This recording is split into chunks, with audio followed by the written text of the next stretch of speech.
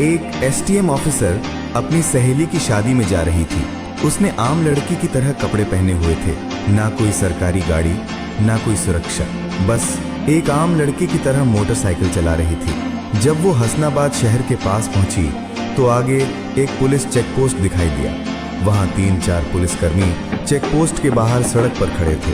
उनके बीच में इंस्पेक्टर प्रोसेनजीत अपनी वर्दी में खड़ा था। उसने हाथ में लाठी उठाकर लड़की को रुकने का इशारा किया। लड़की ने मोटरसाइकिल सड़क से किनारे लगाई और खड़ी हो गई। इंस्पेक्टर ने सख्त आवाज में पूछा, कहाँ जा रही हो?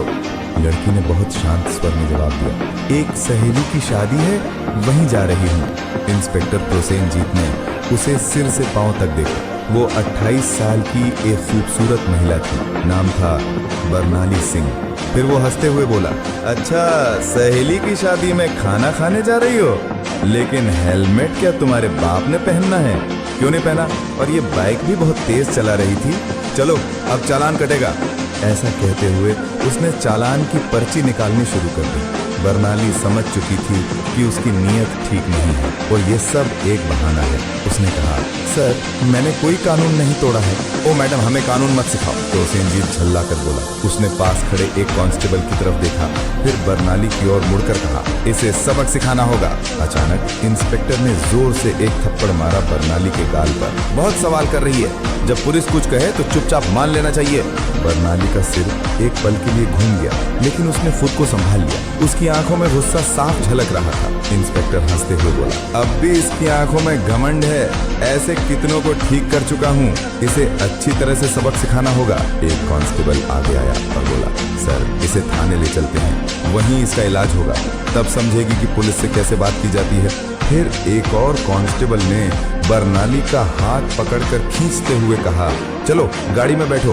बरनाली ने झटके से अपना हाथ छुड़ाया और गुस्से में बोली, हाथ लगाने की कोशिश मत करना वरना अंजाम अच्छा नहीं होगा। इंस्पेक्टर और भड़क गया। उसने एक और कांस्टेबल से कहा, देखो इसका घमंड।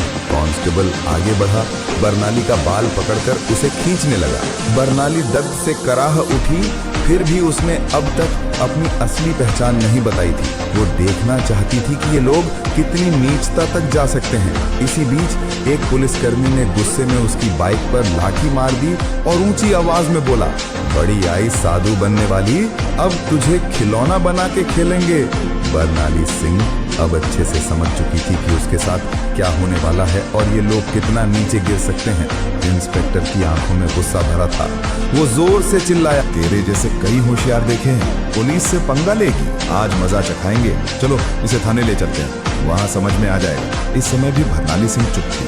उसने अभी अपनी पहचान उजागर करने की कोई कोशिश नहीं की। वो देखना चाहती थी कि ये लोग प्रशासन की कितनी बदनामी कर सकते हैं और एक आम नागरिक पर किस हद तक जुल्म ढा सकते हैं। इंस्पेक्टर प्रोसेनजीत अब खींच चुका था। उसके सामने एक ऐसी महिला खड़ी थी जिसके कोमल गाल पर थप्पड़ पड़ा था, जिसके बाल खींचे गए थे, जिसे जबरन सड़क पर घसीटा गया था। फिर भी वो एक मूर्ति की तरह शांत खड़ी थी, न कोई चीख न कोई आंसू। इंस्पेक्टर प्रोसेनजीत सोच रहा था, थाने पहुंचते ही देखता हूँ इस जिद्दी और घमंडी औरत का इलाज कैसे किया जाए। ये सिर्फ गुस्सा नहीं था, ये वो गुस्सा था जो अंदर ही अंदर सुलग रहा था। चौकी इंचार्ज इंस्पेक्टर हंसते हुए बोला, अब इसकी जबान भी चलने लगी है, चलो थाने देखेंगे कितनी चलती है इसकी जबान। थाने में घुसते इंस्पेक्टर जोर से चिल्लाया, ओए कहाँ गए सब, चाय पानी लगाओ जल्दी, आज एक खास माल आया है। बरनाली सिंह अब भी कुछ नहीं बोली, बस थाने की दीवारों को देखती रही। वो देख रही थी कि ये लोग उन निरीह लोगों के साथ कैसा व्यवहार करते हैं जो कभी आवाज नहीं उठाते। तभी एक कांस्टेबल इंस्पेक्टर प्रोसेनजीत की ओर झुककर फुसफुसाया, क्या केस है सर? इंस्पेक्टर ने हंसते हुए कहा,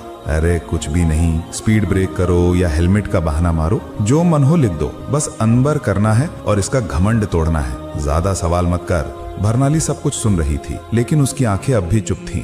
मानो वो चाहती थी कि पुलिस की ये गिरावट खुद उनके ही मुंह से उजागर हो। इंस्पेक्टर कुर्सी पर बैठा, हाथ में पेन लिया और टेबल पर घुमाने लगा। फिर बरनाली की ओर देखकर पूछा, नाम क्या है, कहाँ रहती है, किसकी बेटी है? बरनाली चुप रही। फिर इंस्पेक्टर बोला, सुनाई नहीं देता, नाम क्या है तेरा? लेकिन बरनाली की चुप्पी अब भी पत्थर की दीवार जैसी अडिग। तभी इंस्पेक्टर ने जोर से मेज पर हाथ मारा, इतनी जोर से कि आवाज पूरे थाने में गूंज उठी। फिर गुस्से से चिल्लाया, सुनाई नहीं देता, नाम बता जल्दी। बरनाली ने मुंह घुमाकर शांत स्वर में उत्तर दिया, जी सुमिता शर्मा। इंस्पेक्टर उसके चेहरे की ओर देखकर हंसते हुए बोला, हो, बड़ी चालाक लड़की है तू। झूठ बोलने में तुझे खासा तजुर्बा है, लेकिन याद रख, ज्यादा होशियारी महंगी पड़ती है। एक भी गलती की तो पछताने का मौका तक नहीं मिलेगा। फिर बरनाली सिंह को जबरदस्ती उस सड़ी हुई हवालात में डाल दिया गया जहां पहले से 2 कैदी मौजूद थे।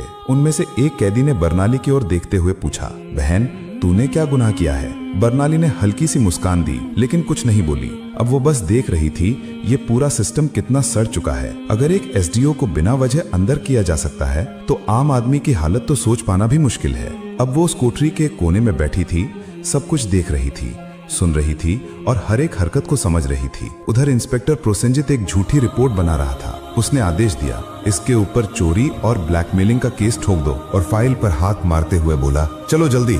एक कांस्टेबल ने हिचकते हुए पूछा, लेकिन सर बिना सबूत? प्रोसेनजीत हंसते हुए बोला, इस थाने में सबूत लाए नहीं जाते, बनाए जाते हैं। कुछ देर बाद एक कांस्टेबल कोठरी में आया और बरनाली के कंधे पर जोर से हाथ मारा। तभी इंस्पेक्टर प्रोसेनजीत ने भी हाथ उठाया ही था कि तभी दरवाजे पर एक भारी कड़क आवाज गूंजी, रुको। सभी लोग घूमकर दरवाजे की ओर देखने लगे। वहां सीनियर इंस्पेक्टर संजय वर्मा खड़ा था। उसकी छवि बाकी अफसरों से कुछ बेहतर मानी जाती थी। वो अंदर झांका और महिला की हालत देखकर उसके माथे पर बल पड़ गया। उसने सख्त स्वर में पूछा, ये सब क्या हो रहा है? प्रोसेनजीत हंसते हुए बोला, कुछ नहीं सर, एक सड़क की औरत ज्यादा अकड़ दिखा रही थी, सबक सिखा रहा हूँ। संजय ने बरनाली को ध्यान से देखा। उसका व्यवहार किसी आम महिला जैसा नहीं लग रहा था। उसने पूछा, इसका अपराध क्या है? प्रोसेनजीत थोड़ा घबरा गया और बोला, अब सर चेकिंग में बदतमीजी कर रही थी। अब संजय को शक होने लगा। उसने बरनाली से सीधे पूछा, तुम्हारा नाम क्या है? बरनाली फिर भी चुप रही। प्रोसेनजीत हंसते हुए बोला, देखिए सर, नाम भी नहीं बता रही है। अब संजय पूरी तरह सतर्क हो गया। उसने सख्त आदेश दिया, इसे अलग कोठरी में रखो, अकेले। प्रोसेनजीत चौंक गया। लेकिन सर, संजय ने कठोरता से कहा, मैं खुद इसके पास रहूंगा। उसके आदेश पर बरनाली को एक और अलग कोठरी में ले जाकर बंद किया गया। वो कोठरी पहले वाली से भी ज्यादा बदबूदार और अंधेरी थी। बरनाली ने चारों ओर नजर दौड़ाई। एक कोने में एक टूटी हुई मेज पड़ी थी और पास ही एक जंग लगी लोहे की छड़। अब वो इस सड़े गले सिस्टम का असली चेहरा और भी करीब से देख रही थी। हर एक पल उसकी आंखें ये समझ रही थीं, कानून अब सिर्फ